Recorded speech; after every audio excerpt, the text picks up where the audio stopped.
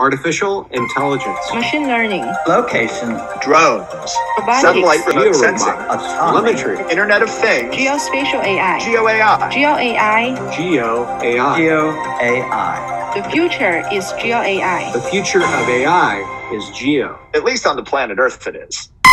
Welcome, everyone. Welcome to the first GeoAI inaugural event of the American Geographical Society's GeoAI initiative. My name is Chris Tucker. I'm chairman of the American Geographical Society, and I'm fortunate today to have members of our GeoAI Initiative's Advisory Board to join us just to chat, have a discussion about what we think is cool that's going on and the kinds of things that we're going to be getting scheduled over the next several months as we have more GeoAI events. I'd love to introduce our advisory board here.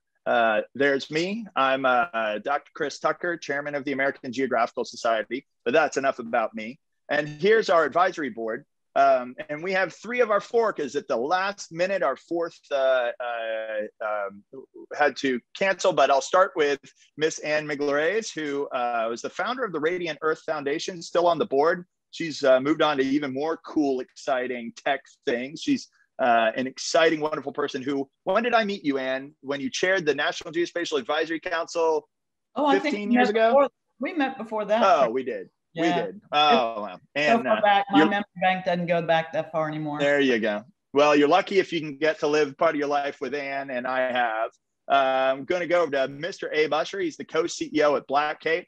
Known you for a long time. I'll give that a decade. A decade, maybe a little more. Yeah, change, I'd say. It's one of the most exciting. You are one of the most exciting tech people doing AI stuff across the DoD, I see, with your company. And then I've got Dr. Wenwen Lee from Arizona State University. Hi, Wenwen. And we only met, I think, last year when you were assembling that really high-powered, fantastic team of academics across a ton of universities doing GeoAI work. And that was a real pleasure just to see all the things going on in the academy. So thanks for joining us. And then last, I've got Mr. Brian Lane. We just got an email from him. Unfortunately, if you go to the next slide, Brian had to cancel us for somebody more important. Brian is the lead federal government AI guy at the General Services Administration. He's the head of data centers and AI centers of excellence.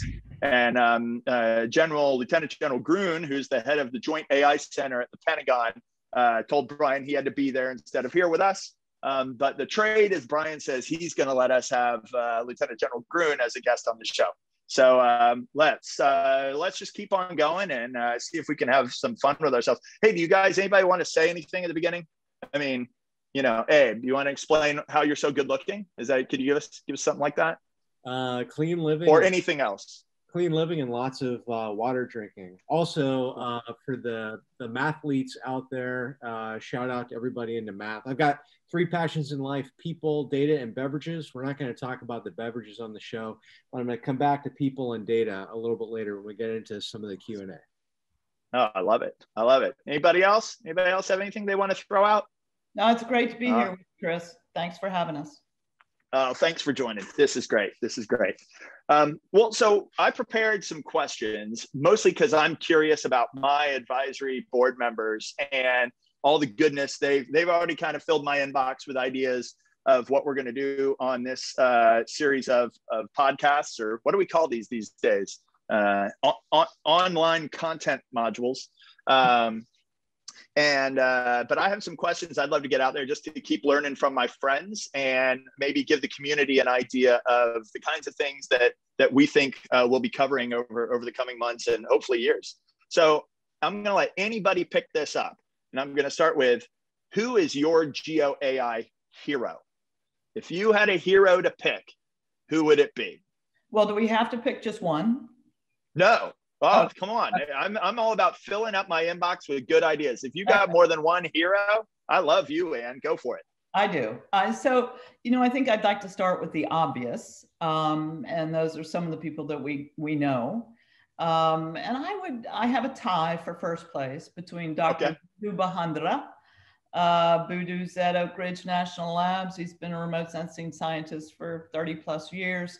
He does tremendous machine learning work. It doesn't hurt that he has the world's fastest computer and access to the Department of Energy facilities. But Boudou, I believe, has been creating cutting edge applications in this field for a very long time. And on top of that, he's just a really nice human being. You are right on that. Secondly, I would have to say my colleague Hamed Ala Mohammed, who now runs Radiant Earth Foundation. Hamed is wickedly smart, certainly technically the best person I've ever worked with. And he could work anywhere in the world. And he chose to continue with his passion at the Radiant Earth Foundation for all the right reasons, to bring the best technology, to build a community, to focus on global development issues. So I think that's a really good hero. The less obvious heroes, I think people in the developing world who we don't know their names, but they're busy developing applications to solve their own problems. And I was surprised. I know back in the spring, Radiant ran a competition, a machine learning competition for agriculture, and it was a global competition. And our top 10 winners were all from the continent of Africa. Right? Wow. So they're out there, and we need to nurture them. We need to find them. We need to encourage them and support them. Wonderful. That's great. Thanks for that, Ann. Wow. I've already learned something. Abe, you're next. Sure, I'll jump right in. A little bit different. I'm winding the clock way back. I think my GeoAI hero who got things started in the US is a guy by the name of Geo Washington. Some of you may know him as George Washington, first president of the United States, but also I think known as an innovator in being interested in mapping as a part of military intelligence. He dispatched a guy named Robert Erskine, and that guy led teams to collect and actually create more than 200 maps of the northern theater of conflict, which was used to great advantage by the American forces in the American Revolution. So George Washington, I think he wasn't exactly an AI practitioner, but he understood that geospatial understanding starts with data. And so, you know, like myself, into people, data, and beverages, Geo Washington into geospatial data. Very good. Very good. That's your going in position. I'll take it. All right, Wen, you must have a hero in this space. Yes, so we always say that GeoAI is an interdisciplinary expansion of AI. So I pick a hero, my hero from the AI field, Fei Li. She's a professor of computer science at Stanford University. And I think one of her amazing accomplishments is she led the development of ImageNet, which is a very large scale image database that can support the training and the supervised learning of deep learning and AI models. So currently the ImageNet has 14 million images that are highly quality controlled and human labels. It has been very widely used in the computer vision and machine learning and AI field. So as I consider that is a great accomplishment and also a great contribution to a lot of the recent advances in AI. And also she's, besides these technical contributions, she's also a national leading voice for like advocating diversity in STEM and AI education. And she's a female and also Asian. So she's really my role model in the AI field. There you go. That's fantastic. Thanks for that. Well, that's wonderful. Okay, so question number 2. And who do you think Brian's hero is? Do you think Brian has a GeoAI hero? You know, some people don't know that Brian's actually like a semi-pro cage fighter. So I don't know what that means about his personality and what kind of hero he'd have in this space, but we'll go to the next question. So what is the big trend in GeoAI that you find most interesting, right? GeoAI is a big space. There's a ton of stuff going on, but there's these trends that are going to change the space again over the coming years. So which trend do you find most interesting? Who wants to jump on that? Chris, I'll jump in. Oh, there you go, Ed. Yeah, okay. In Jeopardy, it's not like Jeopardy where you can see who got the buzzer, but but you can still hit your desktop as fast as you want. So that's right. The big trend that I'm fascinated with is internet-enabled sensors that are sharing geospatial data that gets corrected. And years ago, this was just handheld GPS devices. Now we have GPS phones. We have GPS watches, like my Apple Watch 5. We've got GPS cars. And there's now internet-enabled sensors that cost less than $50 that are GPS and internet-enabled. So I think this is fascinating to me because all these devices, they're not dumb devices just recording data. They're actually active, and they're using, in some cases, aggregated insights from many other internet-connected sensors to autocorrect their navigation or update their location or identify something as an anomalous or wrong. So what is really exciting about this trend to me is no one's in charge. Like there's, thousands of companies creating geospatial sensors, and it's kind of a big geospatial demolition derby of data just kind of flying everywhere. So I don't know what it all means, but I think it's pretty fascinating. All right, I love it. What about you, Anne? Do you have any trends? Yeah, a couple. One, so Katie, if you bring up that slide, I'm gonna start first with the growth in applications. This is a slide that was first, or an infographic that was first published, I want to say in June, and it had about half the level of content it has on it now. Right. And these are people that are playing in the EO/ML market space, both commercial and non-commercial, both data analysis and services, as well as if you slide down or go up, you can see platforms that are available, competition platforms, labeling solutions. I think the trend of just how quickly this field is exploding is pretty amazing. You can download this at the Radiant Earth Foundation website, www.radiant.earth. And it is kept up to date, I think, quarterly now. So it'll be interesting to see, a change detection on this infographic, if you will. I think the other trend that I find a little surprising is how quickly the community has come together and talked about standards, right? And how they've embraced building out standards for geo and AI. Years ago in the remote sensing field and in the GIS field, 30 years ago, I mean, people were very slow to want to participate in standards development. I personally would rather pay my taxes than get engaged in a standards development conversation. But, whether it's STAC or COG or standards about field data collection for in situ observations for labeling, how quickly the community has come together there, as well as the trend towards open data libraries. Right.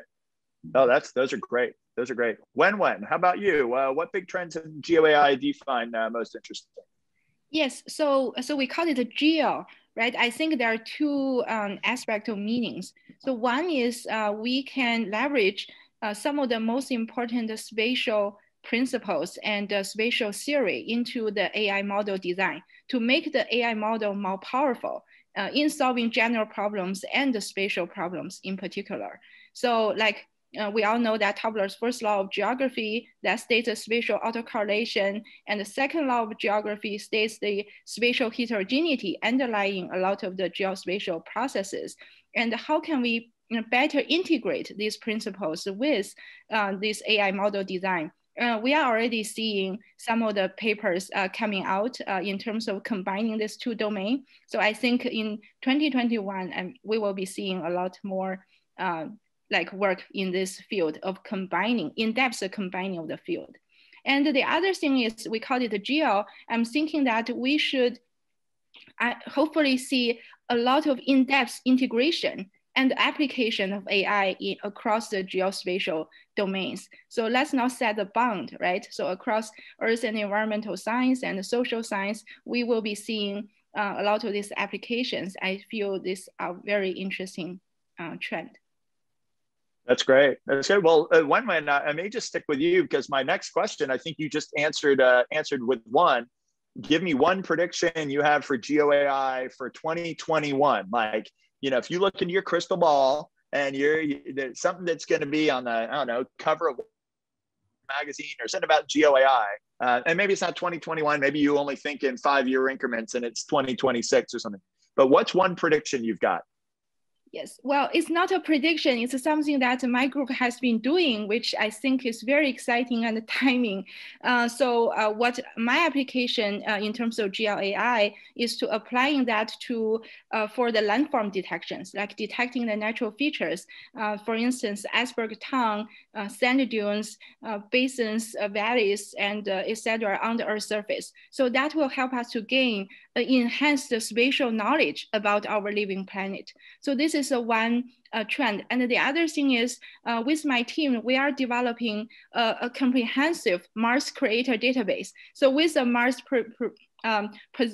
Perseverance rover has successfully been landed just like a week ago, I think there are a tremendous, I think our work of applying AI for mapping the Mars creator on the Mars surface would be like a great support. And I'm really hoping to see that happening in the coming year, because previous work in terms of developing Mars crater database, they always take a large effort and a huge amount of manual work. And if we can apply GeoAI towards the automatic mapping of it, I think it will be fantastic. And I hope there will be a community effort, because it couldn't be done just by one person or one group.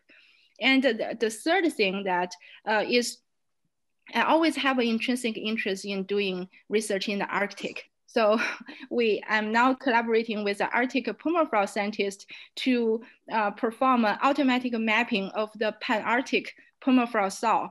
So we are leveraging very high resolution images, like 0.5 meter resolution, and we are looking at the Pan-Arctic region. So there are 5 million square kilometers of areas that we are going to map.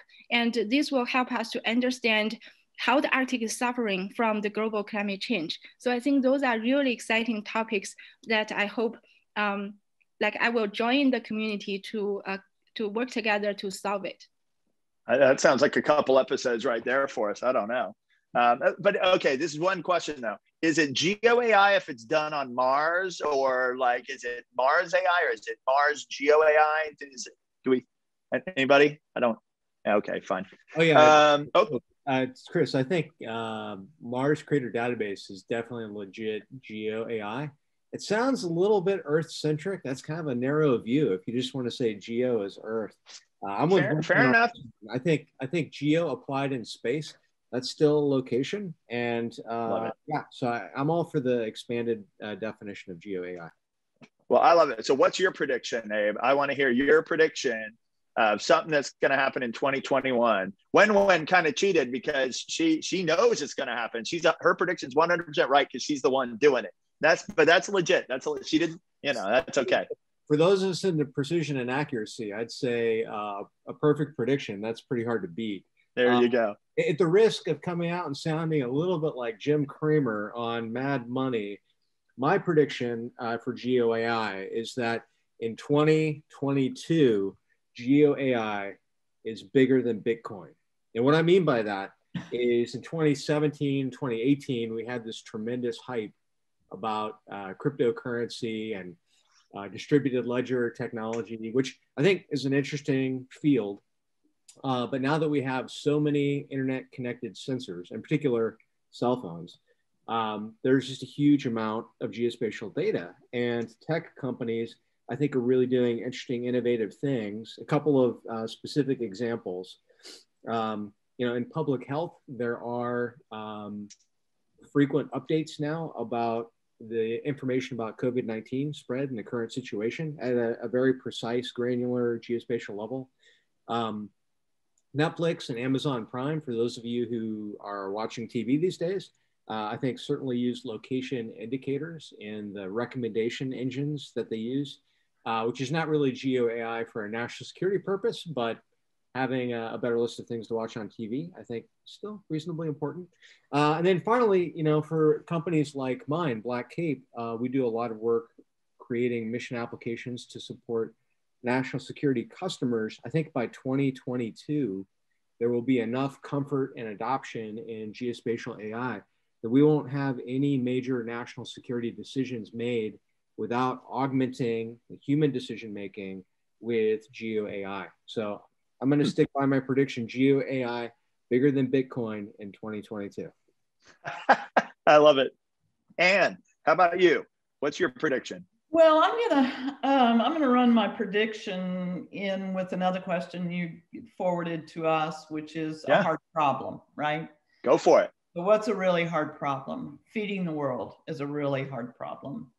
Feeding the developing world is a very hard problem. And I like to believe that by 2025, we'll be able to use machine learning AI applications on satellite data and other data sets to dramatically move the needle forward in small leaseholder farm and food security. And at the same time, that is a similar application is land tenure.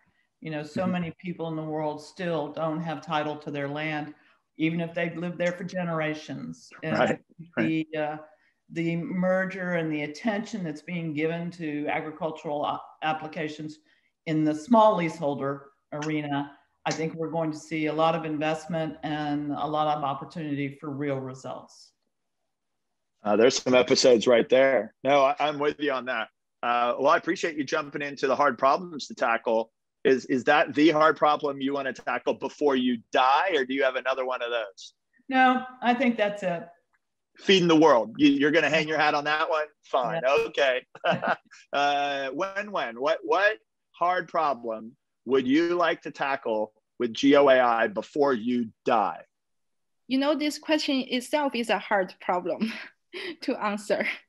So, yeah, so I think the other day I was discussing with my colleagues because right now a lot of the GeoAI model is still supervised learning, which means we will need to feed some ground truth data to let the AI model to learn in order to make a good prediction.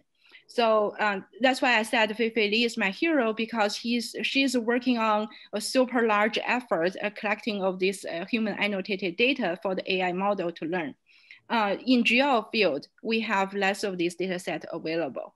And so we were discussing with my colleagues saying that if we are going to study an area like the Arctic, and we have all this data set, and whether we can just dump everything we have into the AI model and to make it to just learn and inspect new knowledge just as human beings do.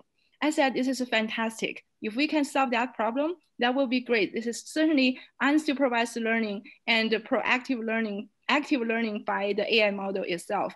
And then I also said, if that really happens, you know, many of us will lose job. But even though, all of us will lose our jobs. That's right.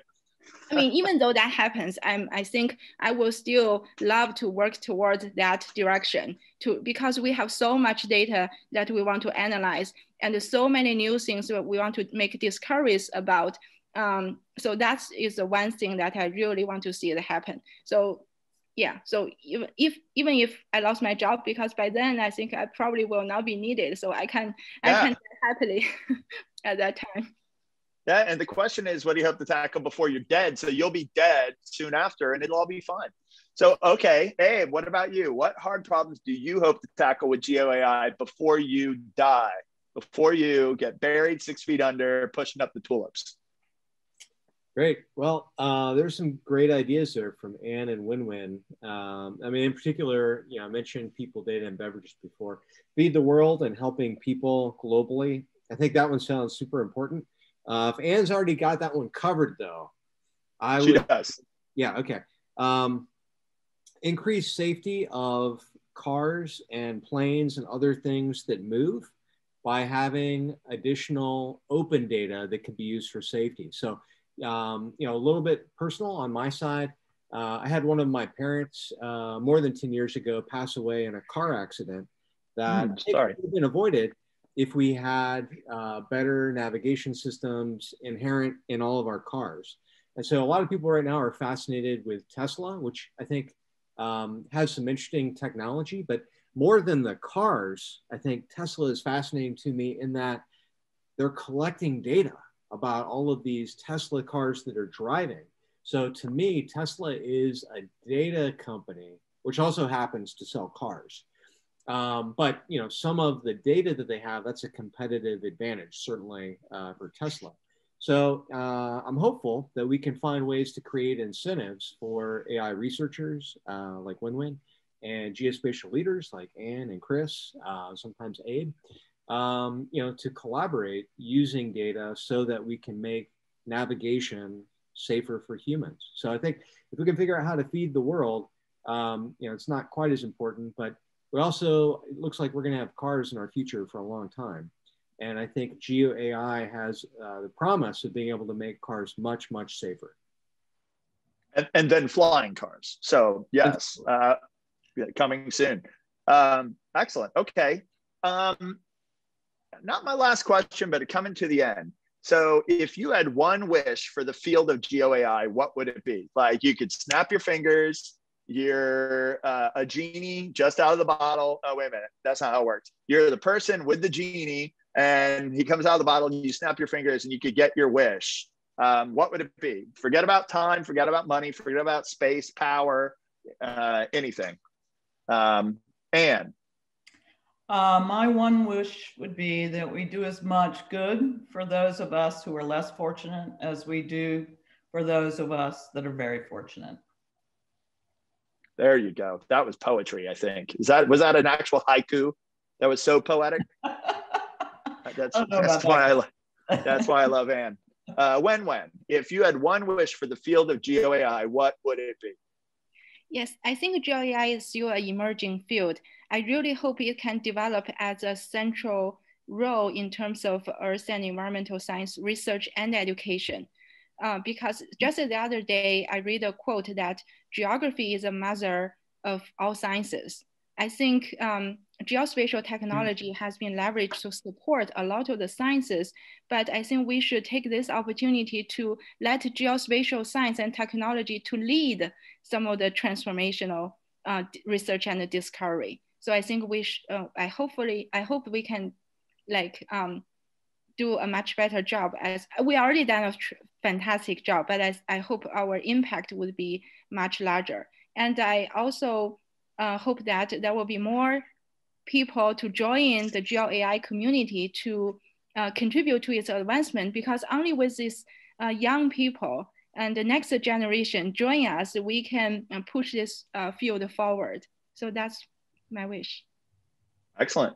Hey, one wish. You only get one wish, not three wishes like you normally get from the genie, just one wish. Yeah, I mean, immediately when you said one wish, I was thinking ask for more wishes. But when that's not an option. There was a movie about that. I don't know. Definitely, this is a little bit going back to the hard problem I want to tackle. My wish for GeoAI is that we find some simple ways to share data and share technology.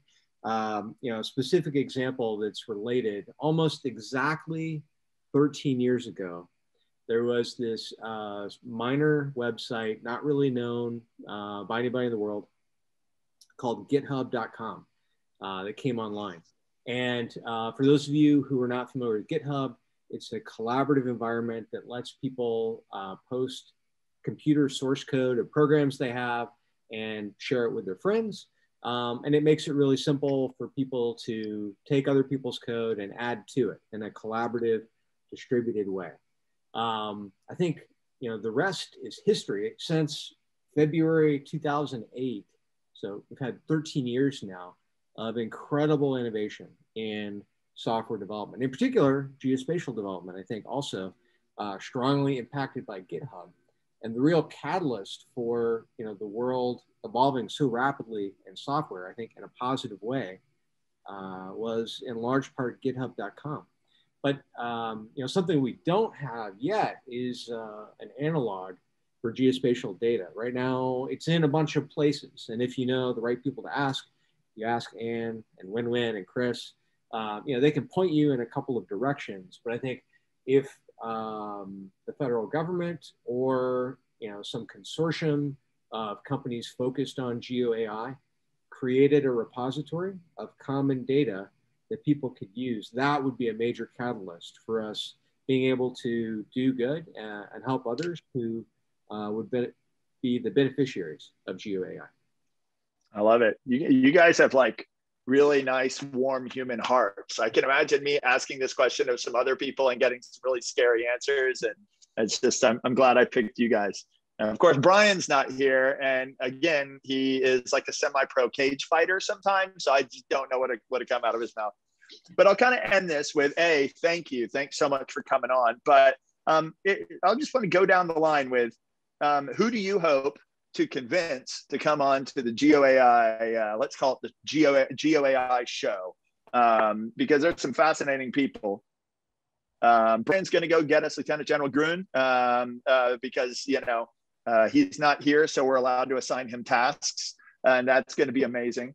And you've everybody's named some of their people, so feel free to shout out some of the names you've already said. If we're going to bring people on this show, who do you want to bring in, Anne? Well, I've given you a couple of names previously. My two heroes, obviously, that I mentioned first, the obvious heroes.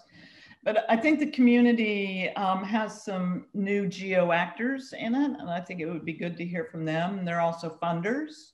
So certainly the Bill and Melinda Gates Foundation is all in on GeoAI. The Rockefeller Foundation is all in on GeoAI. I think it would be interesting to hear what their hopes and dreams are and their plans. Excellent. Abe, who are you gonna tell us that we just got to have on this show? Yeah, I think definitely, not sure how many of you know him, but one of my all-time favorites is a guy named Adam Estrada. He goes by GeoDog on Twitter, if you follow him there. He's one of the top 10 GeoAI experts in the field of remote sensing that I've encountered. Also, he's got a fantastic sense of humor and really incredible beard the last time I saw him. So Adam Estrada, I think he's got a lot of ideas. And for those who are interested in the practice of GeoAI and doing machine learning with geospatial data, he's got a lifetime's worth of tips that I think would be interesting to this community. So I'll see if I can pull them in. Absolutely. Wen, how about you? If I were to name one, Mac Tischler, who's the head of the National Geospatial Program at the USGS. Because I've done a lot of research with landforms, I know that GeoAI can play a really big role to support the science of the USGS has been pushing. So I hope he's on board and he will be interested in what we've been doing. Oh, we'll definitely call Mike. I think I can text him right now. That's fantastic. Let's see, and I get to have my vote. I haven't answered any other questions. I want Mike Botts, who created the Open Geospatial Consortium sensor web architecture and all the AI, ML, CV integration he's been doing with all kinds of sensors with his Open Sensor Hub API. I want Janine Jung. Has anybody seen Janine lately? They sold Mapillary to Facebook, and I think she just left for Snapchat. And she's doing just amazing street level computer vision stuff that just kind of blows my mind. And I don't know, I kind of want to bring in Nadine Alamé from the OGC. She's got her fingers in all sorts of stuff. So we'll figure that out. But hey, I think this is a great start. Thanks so much for contributing to the conversation, guys. This is the first of many episodes that we're going to have. And we're looking forward to everybody's feedback from the community on who they'd like to have on the show. But we'll be back soon. And in the meantime, stay safe and healthy. Thanks so much. Thank you.